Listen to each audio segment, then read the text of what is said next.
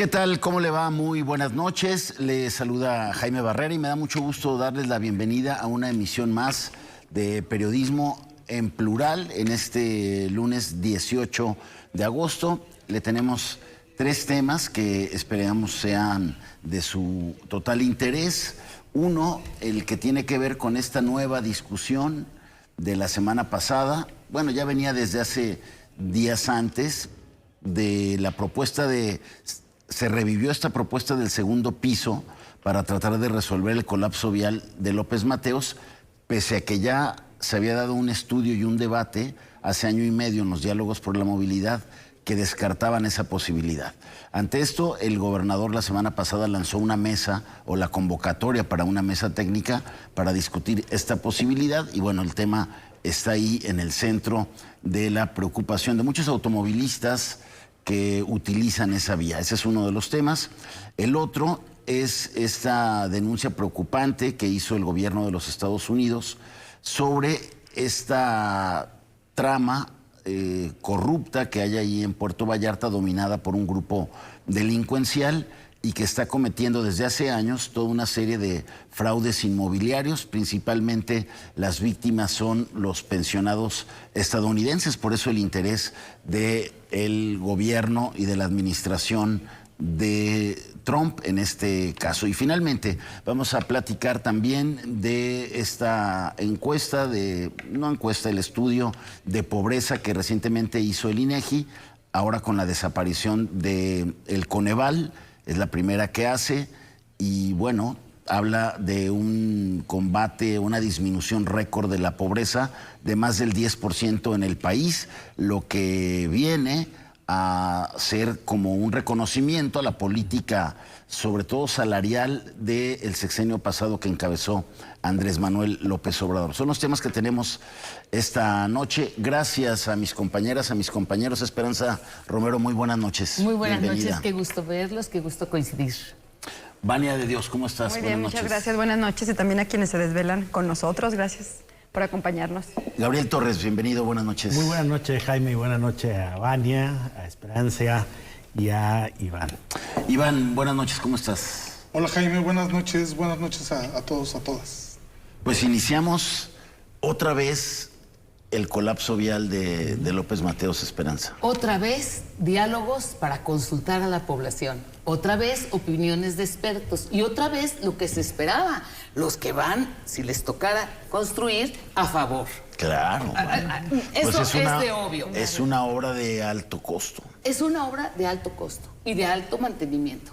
Pero aquí lo enojoso que resulta para algunas asociaciones de vecinos que están a lo largo del corredor López Mateos, que se vuelva a convocar a los diálogos con esta perspectiva, que surge precisamente la reconsideración del gobernador Pablo Lemus, de decir, voy a consultar otra vez a los expertos, tenemos que resolver el problema, después de que se supone que era un tema no superado, sino un tema abordado y que si bien habría que revisar hasta qué punto se cumplió con lo ofrecido. ¿Y a qué voy? Cuando se hace la consulta a más de 46,000 ciudadanos, algunos que usábamos la vía, como en mi caso, yo iba al ITESO 3 veces por semana, algunos que la usan necesariamente para ir a sus domicilios o a sus trabajos porque viven alrededor de la ruta, ni el 2% estuvo en favor de un segundo piso. Y el argumento para estar en contra del segundo piso fue, históricamente, a donde volteemos, y de Estados Unidos dicen, pues allá en Los Ángeles y en donde están los segundos pisos, veamos que mientras más amplio, más carriles le metes, pues no pasan 2 o 3 años cuando se reduce en forma importante la velocidad a la que se conducen. ¿Por qué? Porque aumenta el número de vehículos que están usando. No es la solución. Es seguir creciendo y seguir poniendo el enfoque, la mirada al vehículo, con una lógica de solución integral, donde no esté priorizándose a los que estamos en el vehículo y que queremos cruzar la López Mateos para llegar a nuestro destino. Entonces habría que pensar en otros aspectos que tienen que ver con impacto ambiental, y es otro de los puntos en los que se puso en contra del segundo piso, lo que representa ya no solo de imagen visual, de paisaje urbano, sino lo que habría que afectar en cuanto a la masa de vegetación en cuanto a aquellos vecinos que dicen, bueno, pues voy a tener muy complicado la entrada o la salida a mi negocio, o aquellos que dicen voy a bajar la cortina, no solo por el tiempo que dure la construcción, sino porque una vez puesto en funcionamiento, pues significará la muerte de muchos negocios donde, por obvio, no te resultará accesible o atractivo llegar. El punto es por qué regresar a lo que se supone debería de ser superado y en todo caso revisar que el compromiso de Enrique Alfaro, el antecesor, fue no quieren segundo piso, los expertos no dicen no por esta razón, la solución va por mejorar el modelo de transporte urbano, por un transporte masivo que evite que tantos vehículos estén haciendo presión en el tráfico de todos los días de López Mateos. Hay que revisar ese punto, empezar por el transporte. Además es una obra con sello 4T, los segundos pisos los inauguró Ya se tiene otras López Obrador. experiencias. Y yo recuerdo que el primero que propone un segundo piso en la administración anterior no fue el gobierno del Estado, sino fue el delegado de la Secretaría de Comunicaciones, de Infraestructura, Comunicaciones y Transportes en el sexenio pasado. Y que además, como bien dice Esperanza, está comprobado que no solucionan o no es una solución a largo plazo. Podrá ser a corto plazo y se tiene documentado, como decía también.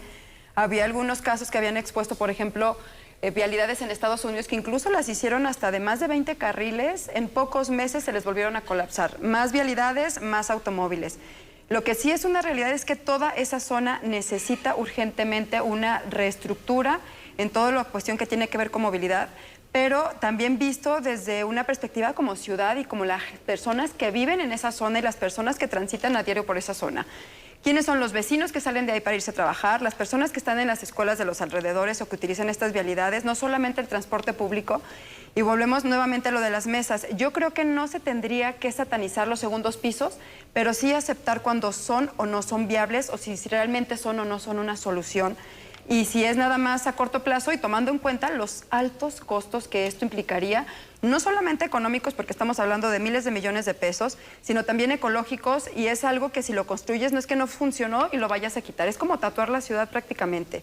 Y que también entendamos, Guadalajara no es la misma que hace 10 años o hace 20 años. La cantidad de automóviles que hay cada día va creciendo.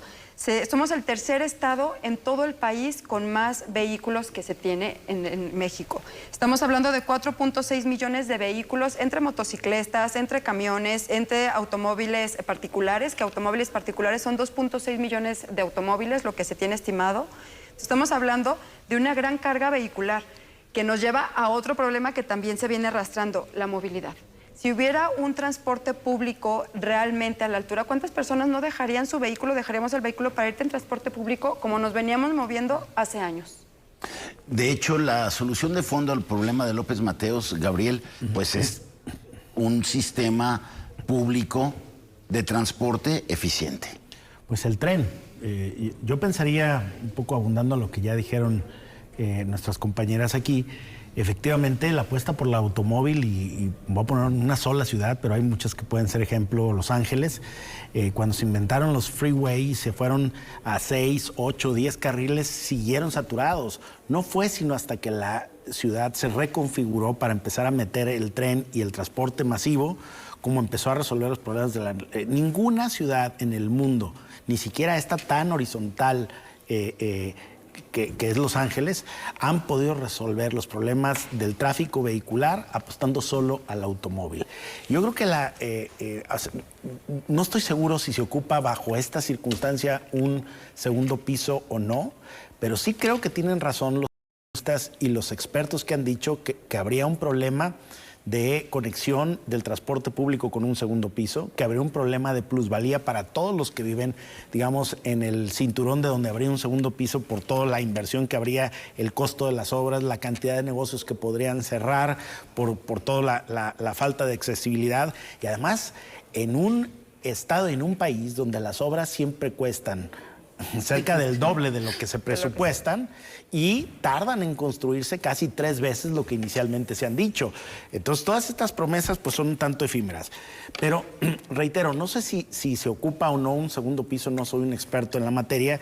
He estado escuchando que la mayoría de los expertos de Jalisco opinan en contra. Es más, todavía no encuentro uno que tenga cartas curriculares, solvencia como profesionista, que lo defienda con propiedad. Solo los de la Cámara de la Industria de la Construcción. Es que los que van a hacer el negocio, el Colegio de Ingenieros. Los que van a hacer el negocio, los que se están ya frotando las manos, viendo cómo van a hacer de un problema de la ciudad una manera de enriquecerse más, pues sí, eso sí, son los de siempre, que además de alguna manera también son los que tienen que ver en cuál es el problema actual. El origen de ese El origen de ese problema actual, de por qué hemos desarrollado tantísima vivienda al sur sin haber generado los estudios de infraestructura y por qué se siguen también dando permisos de construcción para seguir generando vivienda en un lugar en una zona de la ciudad donde está prácticamente colapsado. Y en aquellos diálogos de la movilidad de finales del 22, principios del 23... se dijo no al segundo piso, sí a 8 proyectos, entre los que está la prolongación de la línea 1, terminar la línea 4, prolongar el camino Real a Colima, la avenida Mariano Otero, rutas de transporte público, Iván, que sí se pusieron el año pasado, 8 o 9 rutas por López Mateos, pero que no sirvieron porque pues, los camiones no avanzan, se embotellan igual que todos los coches, ¿no? Y a eso hay que agregar, por ejemplo, estos carriles de contraflujo o evitar que el transporte de carga pesada transite en ciertos horarios por esta zona. Me parece que hay un problema de fondo aquí y es, efectivamente, hay planes, hay proyectos que se elaboraron, que a través de mesas se determinaron, pero me parece que revivir nuevamente este proyecto de segundo piso de López Mateos, pues también puede tener una motivación electoral. Evidentemente, pues esto es algo que genera mucho ruido, que genera mucha discusión y que al final de cuentas, si se decide hacer, ya hay algunos planes que al menos se han puesto sobre la mesa. Por ejemplo, el presidente municipal de Zapopan, Juan José Frangé, ha dicho, bueno, quizás esta obra por ser tan cara, pues se tendría que concesionar quizás por 40 años y se tendría que cobrarle al automovilista o la persona que... Yo creo que dentro de los gobernantes, el que dio el apoyo así más abierto y más franco fue Frangé, al decir, no veo otra solución. Así es, no veo otra solución, pero también me parece que es una apuesta arriesgada por parte del gobierno del estado de Jalisco, porque al final esto se reduce a 2 opciones. O sigue con esto de las mesas y que seguramente van a llegar a conclusiones muy parecidas a lo que hizo Enrique Alfaro en su momento, o de plano se avienta el ruedo, decide ir con esta obra con todos los costos políticos, económicos que va a implicar y que seguramente, pues quizás en su sexenio no la logre terminar. Pero me parece que también lo que de alguna forma está presente es que Pablo Lemus no puede quedar su sexenio en la intrascendencia de no poder tomar ninguna decisión importante simplemente porque no tienen los recursos económicos o políticos para llevarla a cabo. Y habría que ver si el gobierno federal apoya o no, Esperanza. Algo que también está en veremos. Que yo creo que sí lo ve bien. Aunque sean muy fans del segundo piso. O que le diga, bueno, pues yo creo que tienes todavía manera de pedir algún crédito para que se haga la obra. Yo no creo que se pueda llegar a ese punto de construir el segundo piso. La oposición es evidente y como lo expresaron ustedes mismos hace un momento, es de expertos, de gente conocedora que no son expertos en cuestiones de tráfico y de fluidez vehicular y tema de movilidad y de ingeniería civil y mecánica, sino, insisto, el tema del impacto ambiental, el equilibrio, decía Gabriela hace un momento, y ahí hay que buscarle la responsabilidad también a los alcaldes en turno, que permitieron los fraccionamientos que vinieron a traer tanta presión hacia la zona sur de la ciudad. Ahí está el origen del problema vial de López Mateos, ¿no? Todos los fraccionamientos que se hicieron a lo largo de López Mateos, casas y casas, autos y autos, bueno, pues la avenida... Y permisos y permisos. La avenida no, hay hasta que ponerle colapsó. nombre. Esto viene desde Enrique Alfaro cuando fue alcalde de Tlajomulco de Zúñiga. desde allí empezar al por mayor a darse las autorizaciones para nuevos fraccionamientos que han venido a complicar la situación de los habitantes, insisto, los que ya estaban ahí a lo largo de López Mateos, y que ahora, ¿quién lleva prioridad? Pregunto. Los que viven a lo largo, todos los vecinos del corredor que están en contra del segundo piso, o bien los que también somos usuarios, que no vivimos ahí, pero que transitamos todos los días por Avenida López Mateos. Y que los fines de semana que la gente quiere salir hacia Colima, pues tiene que ponerle a su viaje 2 horas extras. Tardas más en salir que en llegar a Colima. ¿No les ha pasado a ustedes que les inviten a alguna boda? ¿Y no llegas? A algún bautizo. No, y que te toque llegar por fortuna, La hora. pero ver que llegan a las 2, 3 horas otros invitados que salieron con 20 minutos de diferencia. Sí, Y que además ya se el sirvió colmo. la comida y estuvieron las mesas vacías.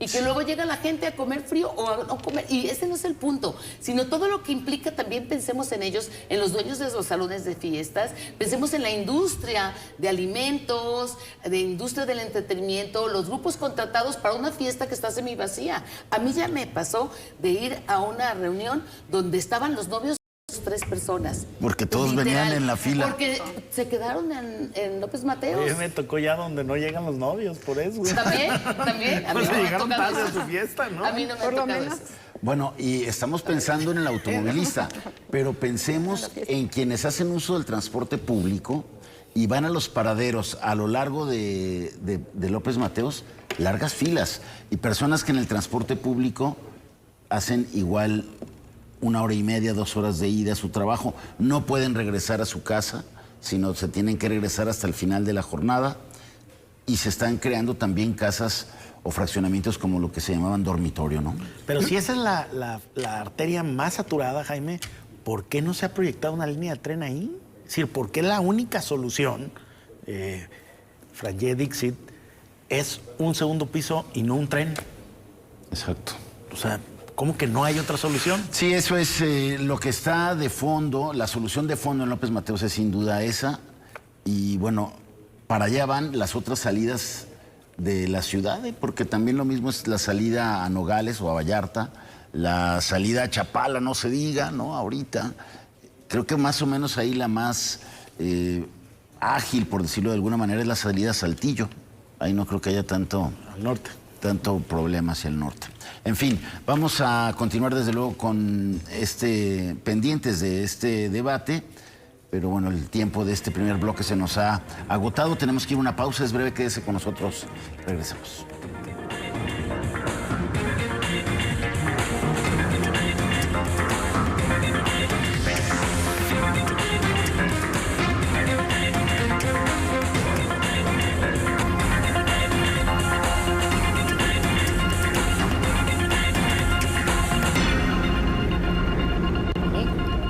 Gracias por continuar con nosotros aquí en Periodismo en Plural. Otra de las actividades delictivas en las que se han diversificado su actividad delincuencial los grupos del crimen organizado es justamente el tema inmobiliario, el apoderarse de terrenos o hacer fraude en la renta y venta de propiedades. Y uno de los puntos donde más se ha generado y desarrollado esta actividad ilícita es justamente en Puerto Vallarta, Gabriel. En Puerto Vallarta, donde el boom inmobiliario está de locura, donde se vende precio todo por metro cuadrado es una barbaridad, donde la construcción de torres verticales de departamento para hacer un modelo de ciudad Airbnb vertical también está desbordado, creo yo, donde no están teniendo cuidado ni con el agua, ni con las vialidades, ni con todas las cosas que nos están pasando aquí, le están pasando también en este momento a este destino turístico, y ya no solamente en la parte de Jalisco, que ya es la que veo menos afectada, sino en el estado vecino de Nayarit, donde esta zona conurbada interestatal hoy va a representar grandes, pero grandes problemas, precisamente por las mismas causas que en Guadalajara. Porque tú verás, Jaime, que tenemos ahí la misma arteria que comunica todo el puerto, es decir, desde la parte que es Jalisco con Nayarit, y que no hay nuevas vialidades. No obstante, el boom inmobiliario, pues, ¿qué hizo? Multiplicó por 10 el número de viviendas, de habitaciones de hotel, de departamentos en rentas, y la pregunta es, ¿dónde está la infraestructura que va a sostener todo eso? Bueno, en medio de eso está además una industria de fraude bien instalada, muy bien instalada, ¿no? Con gente muy bien capacitada para engañar sobre todo a inversionistas extranjeros que por el atractivo turístico que tiene el puerto, pues quisieran gozar de una propiedad para usarla algunas semanas del año, lo que se conoce como tiempo compartido, y que hoy están siendo objetos de una industria del fraude que te ofrece la venta de unos tiempos compartidos que en la práctica no existen. Y a lo que ya está reaccionando el gobierno de Estados Unidos con una serie de acciones legales muy fuertes y donde parece ser que nuevamente las autoridades locales, es decir, las autoridades de México, tanto la federal como las estatales y municipales, pues son las últimas en enterarse de lo que ahí ocurre. Así es, Vania. Hay incluso quien relaciona esos fraudes con, por ejemplo, aquella privación ilegal de la libertad colectiva de estos muchachos acá en la Casa de la Estancia que desgraciadamente pues, luego fueron asesinados, ¿no? Así es. Esto que nos da señales. Primero, de que el crimen organizado se está haciendo llegar recursos por diferentes vías y que no solamente está en algunas áreas, también ya está dentro del sector turístico. Lo que está haciendo Estados Unidos en este contexto, si ustedes que nos están viendo, para que también tengamos un poquito del contexto, lo que hicieron ellos, hicieron sanciones a 13 empresas y 4 personas de aquí de Jalisco, de Puerto Vallarta. Lo que estaban haciendo ellos, como bien dice Gabriel, es toda una estructura para poder estafar a estadounidenses durante los últimos 10 o 12 años que ya tenían más o menos el FBI en Estados Unidos detectado. Lo que hacen es que hay personas extranjeros que compran tiempos compartidos que pagan por adelantado para poder disfrutar 2 o 3 semanas al año en ciertas propiedades, en ciertos hoteles, que lo que ellos mismos dijeron, personal de ahí del FBI en Estados Unidos, es que tienen detectados que son dentro de los mismos complejos hoteleros quienes filtran los datos al crimen organizado. ¿Qué es lo que hacen ellos? Con directorio, con teléfonos y con datos de los tiempos compartidos que han adquirido, les estuvieron hablando por teléfono, incluso hablan que eran personas con un inglés muy fluido, porque parecían incluso estadounidenses y se hacían pasar, claro, profesionales, por estadounidenses, diciéndole a los extranjeros que habían adquirido estos tiempos compartidos que tenían algún adeudo, que se les iba a reembolsar un dinero, pero que antes ellos tenían que pagar. Algunos se hacían pasar por vendedores, otros por abogados, otros por algunos acreedores. Y les estaban hablando. Imagínense, personas de la tercera edad, que la mayoría de los estafados son personas de la tercera edad, que se les fueron todos sus ahorros en eso, se les fue todo su dinero y que además quedaron, también hablaban con severos daños psicológicos del estrés de que lo que tenían, todo lo perdieron.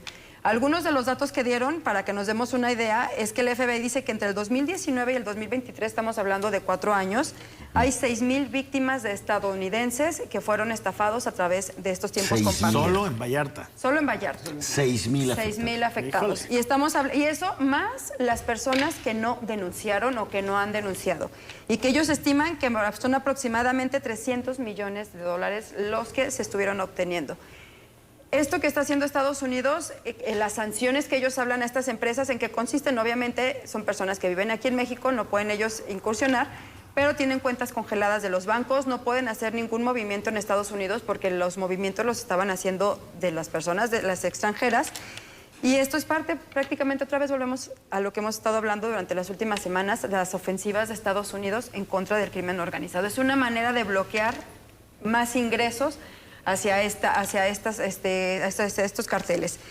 Sí tiene que ver desafortunadamente con lo que comentabas, que pasó hace ya 2 años, de estos 8 chicos de 2 call centers que estaban en Zapopan, que desaparecieron y que a los días aparecieron lamentablemente asesinados y que fueron arrojados a un barranco, que ya no supimos si sí tenían que ver con esto. Lo único que se habló en ese momento, o que hablaba la Fiscalía, era que porque habían descubierto alguna información y que por eso había pasado esto. Muy, muy lamentable. Y nuevamente las investigaciones de Estados Unidos se adelantan a nuestras fiscalías federales y estatales. Completamente. La fiscalía estatal aquí ni en cuenta.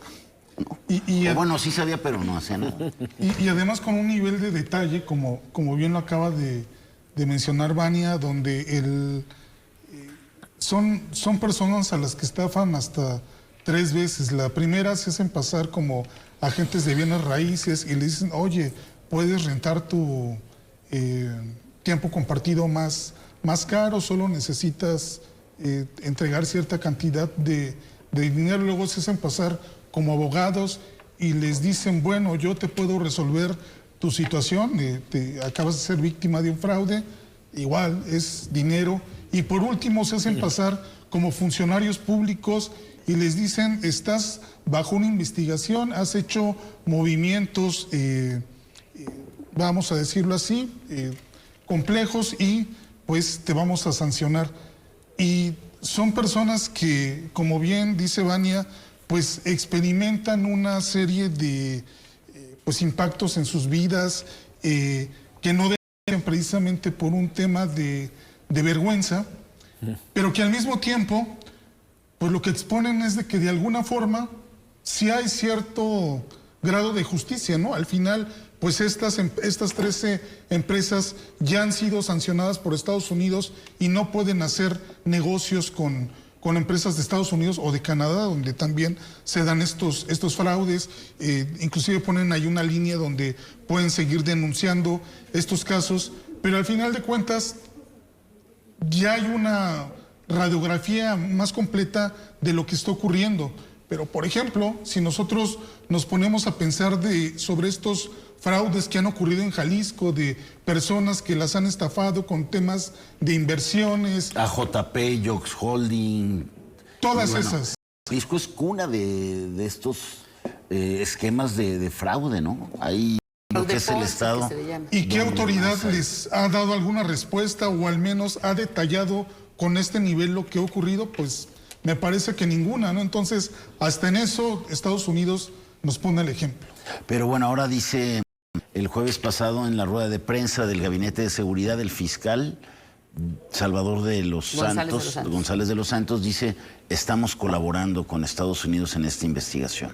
Habrá que ver qué dicen y qué clarifican del modus operandi y si de verdad se meten para evitar que sigan dándose estos fraudes, ¿no? Suena palabras huecas cuando se sigue repitiendo la historia. Daba Vania los datos muy puntuales y el registro anterior a una mega operación de parte del gobierno de Estados Unidos a través del Departamento del Tesoro fue precisamente en 2023. Ya transcurrieron 2 años. Ahora, este agosto de 2025, citaba Vania, 3 empresas y 4 particulares. Y en este 2023 eran 8 empresas y 3 particulares. Fue la primera vez que hablaron de ese modelo de fraude. Abiertamente, con esa liga, con esa vinculación dolorosa de la operación de los centros de call center, donde operaba a través de jóvenes que eran contratados para hacer este trabajo sucio, para grupos criminales que siguen diseminados. Me refiero a los centros donde se dedican a comunicarse a los blancos de este tipo de estafas. Yo pregunto, ¿qué ocurrió de 2023 a la fecha? Cuando dice la autoridad del fiscal que debe de procurar justicia, que se va a colaborar, que nos digan qué pasó con esos detenidos, con esos a los que se les congelaron sus cuentas y a los que directamente el Departamento de Tesoro les dijo están vinculados a este tipo de actividad criminal. Aquí no se les persiguió, aquí no siguió el expediente.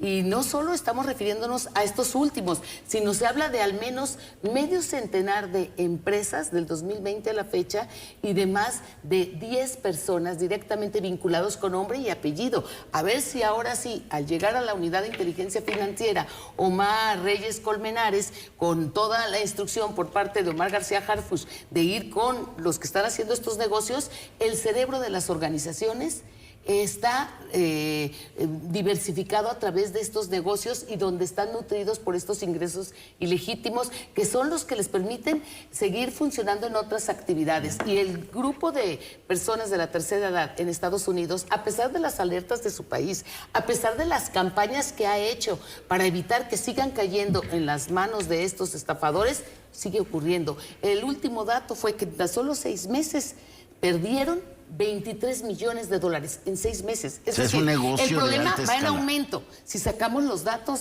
que nos proporcionaba Vania respecto a esos 300 millones de 2023 a la fecha, en 6 meses significa que no los han logrado frenar ni tantito. Y desafortunadamente va a tener consecuencias hasta para la hotelería o para el turismo en Puerto Vallarta. Sí. Va a tener también seguramente alcance. Si hay algo... de desconfianza. Claro, el efecto de desconfianza. Tú compras y además, ¿con qué confianza vas a poderle dar tus datos a alguna empresa turística, alguien de un hotel, si después te van a estar llamando y no vas a saber si los que te están llamando son de ahí o son de algún otro lado? Va a tener desafortunadamente también merma dentro de las finanzas de las empresas que están operando bien y que además no están vinculadas con el crimen organizado. Sí, bueno, también el negocio se da por la alta demanda de estos espacios que hay en Puerto Vallarta y que planteabas al principio, Gabriel.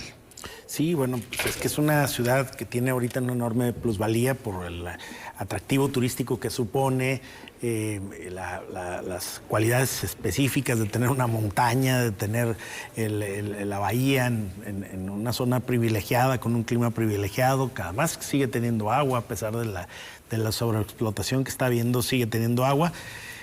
Y es un blanco fácil porque, pues sí, tener 6,000 fraudes solo en una ciudad con el argumento de los tiempos compartidos, imagínate el lío que está habiendo. Y eso, ojalá que este programa y quienes nos ven acá, pues tengan mucho cuidado si piensa invertir allá.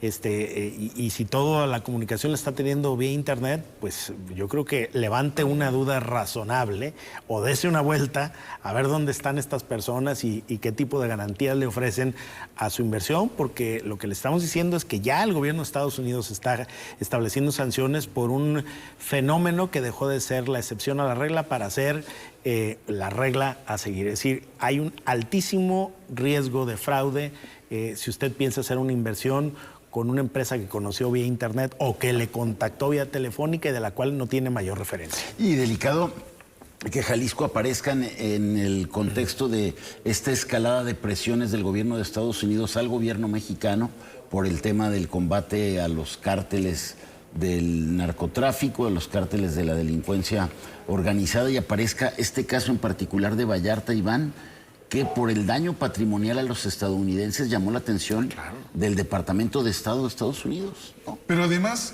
el factor del cártel, precisamente, o sea, estos podrían ser simples defraudadores, pero cuando detrás de ellos está un cártel del crimen organizado que los empodera todavía más, que les proporciona estos recursos para tener esta cantidad de call centers, para poder hacer toda esta estrategia, de que no se pueda dimensionar inclusive de cuántas personas están hablando, pues eso de lo que te habla es del poder de los tentáculos que tiene el crimen organizado en México, y que pues ahí lo pone enfrente de cómo no se les va a catalogar como grupos terroristas si vean lo que son capaces de hacer. Pero el submarino no tenía nada que ver, ¿no? Con este caso. Creemos que ¿Qué?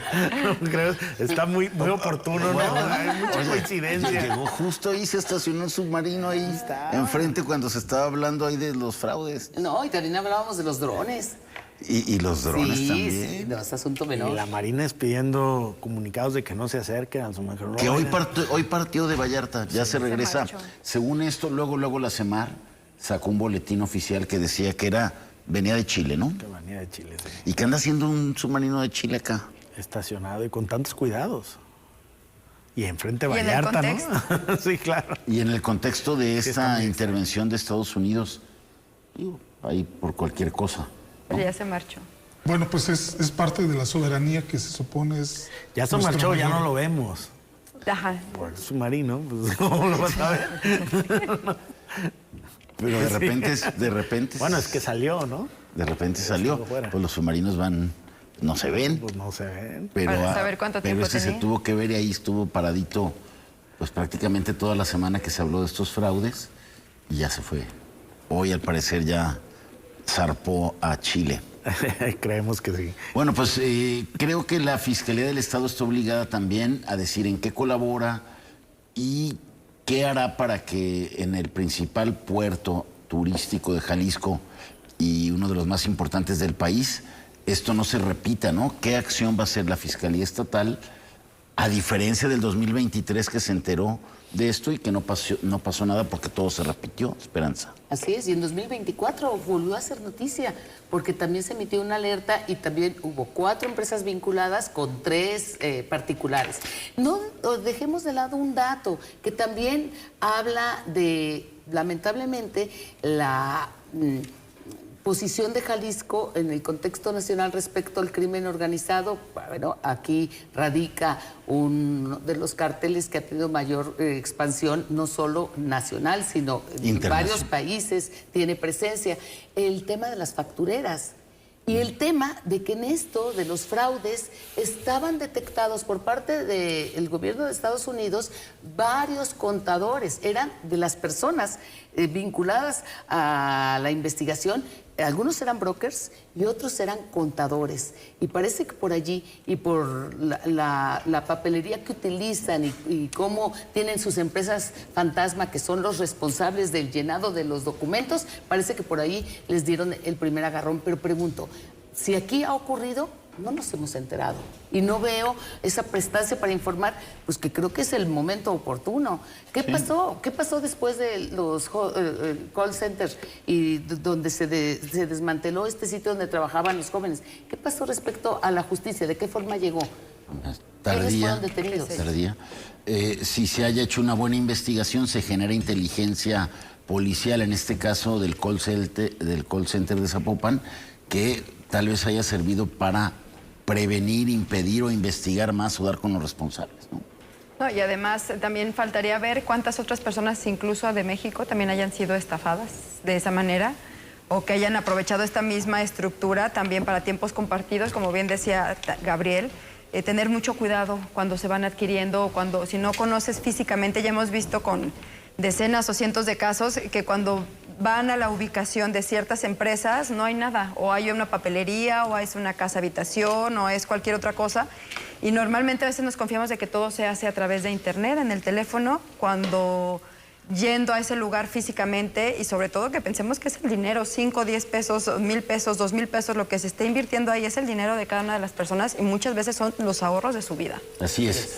Bueno, pues a tener mucho cuidado con estos esquemas fraudulentos que desafortunadamente han proliferado aquí en Jalisco. Tenemos que ir a una nueva pausa. Regresamos a nuestro bloque de cierre con el tema del primer estudio de la pobreza que le toca hacer al INEGI, luego de que pues, se extinguió el Consejo Nacional de Evaluación de las Políticas de Desarrollo, el Coneval, en el paquete de organismos constitucionales autónomos que desapareció el gobierno de la autollamada Cuarta Transformación. Con ese tema volvemos, quédese con nosotros.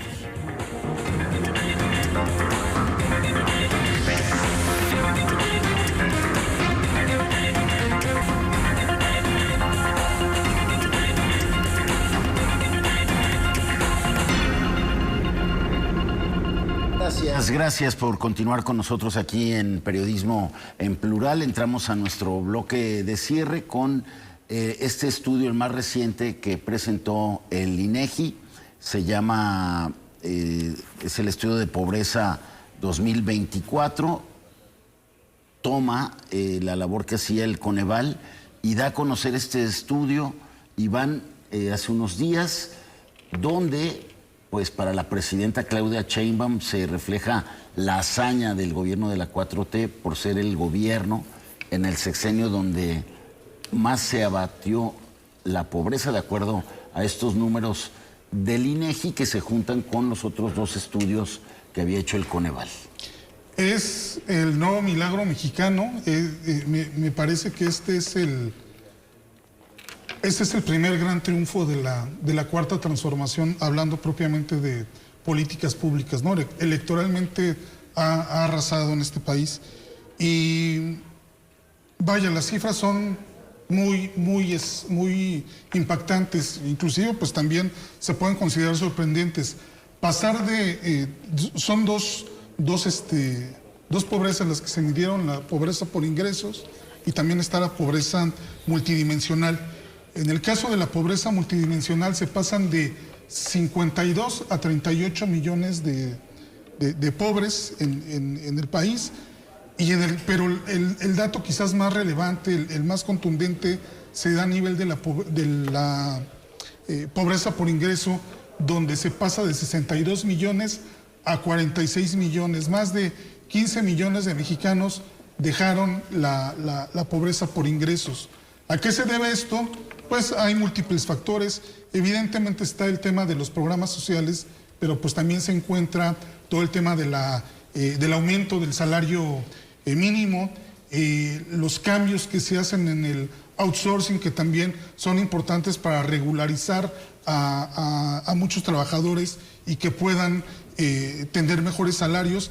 Y pues sí, también está el tema de las pensiones de adultos mayores, que por ejemplo se duplicaron. Entonces se cumple con el esquema o con esta política que planteó López Obrador acerca de si se mejoraba el ingreso, pues evidentemente había mejores condiciones para salir de la pobreza. Tiene también su parte no tan positiva, como es el tema de las carencias sociales. La primera tiene que ver con la seguridad social, donde 48% o 48 millones de mexicanos no tienen acceso a lo que es seguridad social. El siguiente tema es salud, que son aproximadamente 34 millones que no tienen acceso a la salud. Y por último, el tema del rezago educativo, que es alrededor de 18%.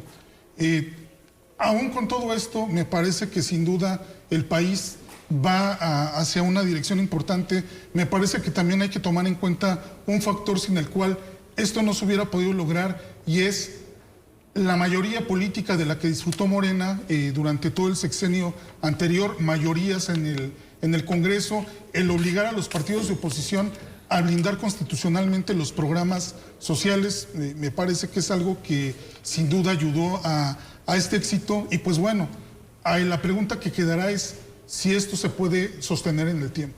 Expertos en temas de medición de pobreza dicen, ojo, habrá que ver si el INEGI efectivamente siguió los modelos del Coneval o se está convirtiendo el INEGI en interpretar los datos que el mismo INEGI hace, porque esta encuesta se hace a partir de la Encuesta Nacional de Ingreso y Gasto de los Hogares, de la ENIC, que antes tomaba el Coneval y luego la revisaba y le interpretaba distinto. Ahora el INEGI hace el ENIC y ahora hace también esta encuesta, y decían, habrá que revisar, habrá que ver, ¿no? Pero en ese punto que mencionas, Jaime, creo que sí hay que decir con toda claridad que hasta el momento no han discutido la calidad metodológica de la encuesta realizada por INEGI. O sea, el INEGI tiene credibilidad. El INEGI tiene credibilidad. Y el INEGI, aún ahora, con la desaparición del Coneval, que su expertise era precisamente los datos de pobreza, no ha habido alguien que diga, refutamos el dato. No. Dicen, hay que revisar. Y los que más van pensando desde una posición contra 4T, señalan, no va a ser sostenible, se va a esfumar, porque va a ser imposible seguir sosteniendo estos programas que son tan costosos y que estarán implicando el endeudamiento del país. Sin embargo, en el momento del análisis, que es el sexenio pasado, creo que no podemos ni debemos regatear. De 2018 a 2024 es un dato inobjetable. Pobreza extrema, una de las pobrezas más dolorosas, bajó. Disminuyó de más de 12 millones a 7 millones de personas en esta situación. Sí, vienen nuevas presiones, nuevos problemas, y el mantener esos programas que, lejos de contenerse en el sentido de decir vamos a mantener los que López Obrador creó, y principalmente el llamado programa estrella, que es el de 65 y más, pues la presidenta se ha aventado con ampliar a las por mujeres ejemplo, de 60. De 60 a 64, su llegada que es al un gobierno, montón de cheques y más, ponerlo ya en la Constitución. O sea, decir que va a quedar. A mí me parece que el grado de Sheinbaum también está tratando de poner su propio sello y de apostarle a un modelo que dice la 4T que funciona. Los expertos sí lo ponen en duda, algunos que dicen no se va a poder sostener. Vamos a otro de los factores que también tiene que ver con el abatimiento de la pobreza, y la pobreza no solo la extrema, sino la que le llaman la multidimensional, y en los datos del ingreso de las familias. Las remesas en el sexenio de López Obrador alcanzaron niveles históricos. Fue algo que contó en favor del presidente y de su gobierno. Esta encuesta mide eso. Sí, lo mide. Y el porcentaje de las remesas no es el mayor, ni es el de los programas sociales. Es el pago monetario por trabajo realizado. Salario. Que eso tiene salario. que ver con salario. Y es eso a lo que voy. Son los factores que intervienen. Ya mencionamos programas sociales, que es por donde se van los que están en una posición ideológica de criticar a la 4T. No mencioné solo el son los segundo programas. punto, mencioné remesas, que no solo es eso, sino a mí me parece el mayor logro del gobierno de López Obrador. Sí. Desmontó aquel mito de que no puedes subir los salarios más allá de la inflación porque se te va la economía. Que es deficitaria. Y que contuvieron 3 sexenios el Claro, aumento no de los hubo, salarios. no hubo. Y se creyeron los políticos o quisieron hacer que se creían, pero sacrificaron a la clase trabajadora, a las masas, a la mayoría de los trabajadores que van por un jornal y que dicen, no puedes ganar más de lo que fue la inflación, aumentos del 3, del 5% anual. Y ahora, si medimos en el sexenio de López Obrador, hablamos del 110%, traducido en poder adquisitivo, traducido en que ¿cuánto te alcanza con estos 100 pesos para adquirir? Principalmente pensemos en alimentos.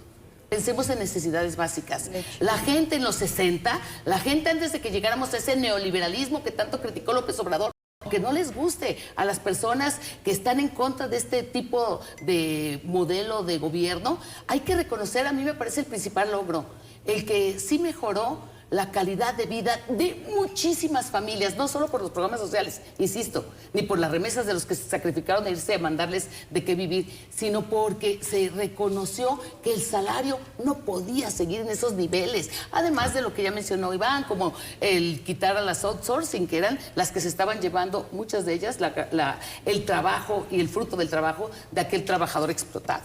Así es, sin duda. Esa política salarial de Andrés Manuel López Obrador logra que el ingreso mensual per cápita de los mexicanos también se eleve y que señala esta encuesta también. Algo que se ha estado cuestionando, que bien dice Esperanza, es otro los datos. dato, y otro dato, Vania. También crecieron las personas no pobres y no vulnerables. O sea, también a los de la parte alta les fue bien con el esquema, con esta medición. política salarial.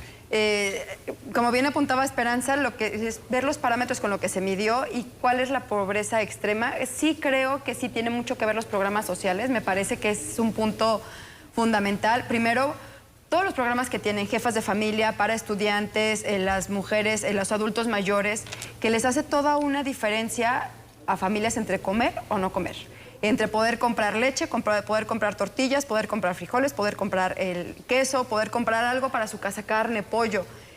3 mil pesos, que es lo que reciben, incluso hasta para los uniformes, ahorita que estamos entrando en el ciclo escolar de regreso. Este tipo de becas sí les van a hacer la diferencia, pero también sí creo que es una crítica que sí hay que verla viendo, es qué tan sostenible va a ser en algún momento poder seguir entregando estos apoyos y hasta dónde va a quedar. ¿Hasta qué momento se van a poder dando?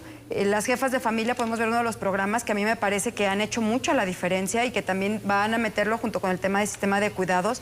¿Cuántas jefas de familia hay que están recibiendo en este momento algún tipo de apoyo económico en efectivo? Que con eso pueden ir sosteniendo las familias, y cuando estamos hablando de que más de la mitad de los hogares tienen una jefa de familia o una mujer al frente de los hogares en México en este momento, y cada vez va creciendo. Para los estudiantes. Pero vamos a ver si en la siguiente evaluación, cómo se va a ir midiendo y los parámetros que tienen, como bien dices, para poderlos tomar en cuenta. Nadie ha cuestionado si sean ciertos o no, sino que se haga una revisión. Creo que juega a su favor, que el INEGI siempre ha tenido buena reputación, credibilidad en los datos que ofrece. Creo que son de las instituciones más respetadas en cuanto a la información que generan, cómo la van comunicando, cómo la van dando a conocer. Pero sí se empezó a cuestionar, incluso hoy se estaba hablando de llamar a su titular a que hacer una declaración y que explicara detalladamente cómo fue que se hizo este estudio y cómo van a empezar ellos a hacerlos que vienen en los años venideros. Un gran compromiso para la presidenta, ¿no? Sí, porque esta evaluación mide los últimos 2 años de Andrés Manuel López Obrador, que le fue muy bien en todas las cifras de pobreza, desde las 2 encuestas que les toca, los 2 estudios que le tocan del Coneval, este último del INEGI. Entonces la presidenta está obligada, Gabriela, que en 2 años, en el 27, cuando se publiquen estos resultados, pues no desentone, ¿no? No salgan diferentes. A ver, yo creo que incluso los más críticos del sexenio de Andrés Manuel López Obrador reconocen Claro. que uno de sus grandes aciertos fue el tema del salario mínimo, haber aumentado sustancialmente el salario mínimo y haber derrumbado el mito creado por los organismos y las cúpulas empresariales del país, que le venían diciendo a los gobiernos que si se aumentaba el salario, si se le pagaba mejor a los trabajadores, necesariamente iba a significar esto un tema de inflación y déficit y una serie de catastrofismo que se hacía alrededor de la posibilidad de que los trabajadores ganaran mejor. Entonces yo creo que eso se desmontó con los resultados de la encuesta, pero también con una política sostenida contracorriente de los dueños del dinero en México, que se opusieron. Pero hoy que tienen que reconocer que un salario digno en un país es la clave para combatir, la principal herramienta para combatir la pobreza. El tema de los programas sociales diría que iría en segundo lugar, porque de acuerdo a una organización que se llama Acción Ciudadana Frente a la Pobreza, 13 de cada 100 pesos que se reciben en los hogares de la gente que vive en mayores condiciones de marginación o pobreza provienen del gobierno. 13 de cada 100 pesos provienen de transferencias del gobierno. A ver, esto quiere decir... hay un dato, Gabriel, en la encuesta Sí. que el porcentaje de transferencias o el número de mexicanos que recibían transferencias directas por programas sociales disminuyó en estos últimos 2 años. O sea, en vez de subir, bajó. Entonces hay un dato que pasa es que también relativiza el tema de los programas sociales. Recuerda que se universalizó, o sea, al inicio de la política de Andrés Manuel López Obrador había 150,000 beneficiarios y esto pasó a 150,000 beneficiarios y esto pasó ya a 700,000. Es decir, que se refleja que también hubo un incremento exponencial en la base de beneficiarios de los programas sociales.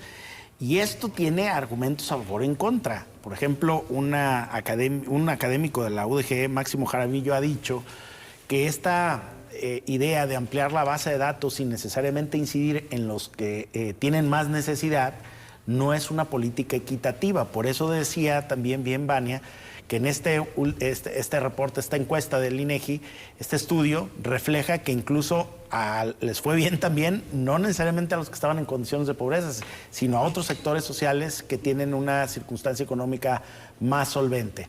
Con esto quiero decir que uno de los puntos que se critica en este momento es si ese mayor incremento de beneficiarios de los programas sociales debe de estar de manera universal o debe de estos programas sociales estar específicamente dirigidos a los que menos tienen y más lo necesitan. A los más enfocados, porque también Máximo Jaramillo dice, no se están destinando esos programas a las personas que viven en la pobreza extrema. Así es. Dice, habría que reenfocar y no universalizar los programas. Y que bueno, eso es, me parece algo que se ha venido discutiendo, pero precisamente también este informe del INEGI dice, bueno, ¿quiénes son los más pobres entre los pobres? Pues las comunidades indígenas. Ahí es donde se sigue concentrando una buena parte de la entidades pobreza. relativas, ¿no? En general. Y además, Guerrero, Oaxaca y Chiapas. Guerrero, Oaxaca y Chiapas, pero pues también son los que más expulsan, ¿no? A población de estos lugares. Entonces, me parece que ese es una discusión que se tiene que seguir dando, pues porque también, como bien comentaban, personas con mayores ingresos, pues les fue también mejor, pues porque estos programas, pues también llegaron a muchos adultos mayores que tienen pensiones, que tienen otros ingresos. Así es. Y bueno, eso se reflejó electoralmente en la elección del año pasado. Bueno, es que el clientelismo, que no es nuevo y que no nació con Morena. O sea, ahí está base está de este triunfo sí, claro. apabullante de Claudia Sheinbaum.